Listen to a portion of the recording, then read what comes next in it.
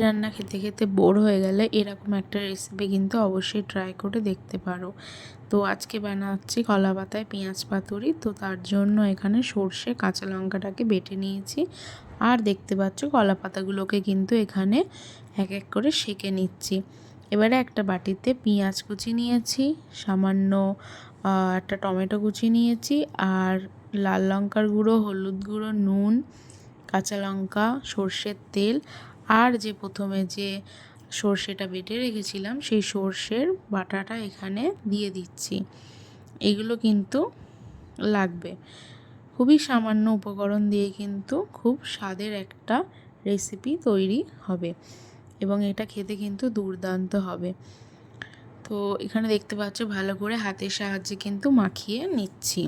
ভালো করে মাখাতে হবে যাতে মশলাটা পেঁয়াজ আর টমেটোর সাথে ভালো করে মাখিয়ে যায়। এবারে যে কলা পাতাগুলোকে সেঁকে রেখেছিলাম তার মধ্যে কিছুটা পরিমাণ করে এই পেঁয়াজের মিক্সচারটা দেব, দিয়ে ভালো করে মুড়িয়ে নেব।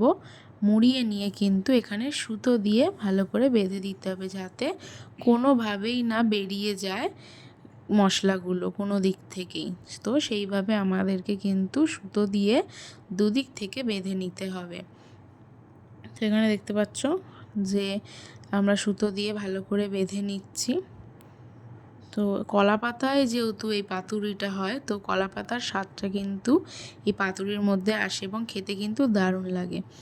এখানে সব কটা পাতুরি আমাদের বাঁধা হয়ে গেছে। এবারে কড়াইতে কি করবে, সর্ষের তেল গরম করবে। গরম করার পরে এক এক করে পাতুরিগুলো দিয়ে দেবে। দিয়ে 2 থেকে 3 মিনিট ভালো করে একটু হাই হিটে ভেজে নেবে। নিয়ে গ্যাসের ফ্লেমটাকে লো করে দেবে, করে দিয়ে তারপরে ঢাকা চাপা দিয়ে দেবে। দিয়ে 15 মিনিট মতো কিন্তু এটাকে ভাপে সেদ্ধ হতে দিতে হবে, নাহলে ভেতরের পেঁয়াজটা কিন্তু সেদ্ধ হবে না। দেখতে পাচ্ছ এখানে আমরা ঢাকা দিয়েছিলাম, দিয়ে ভালো করে ভাপে সেদ্ধ হয়ে গেছে। এবারে ঢাকাটা খুলে নিলাম।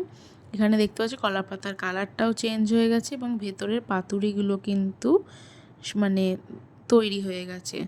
তো কেমন লাগলো এই রেসিপিটা অবশ্যই কিন্তু জানাবে। ভালো লাগলে লাইক করবে এবং অবশ্যই বাড়িতে ট্রাই করে দেখবে কেমন লাগে।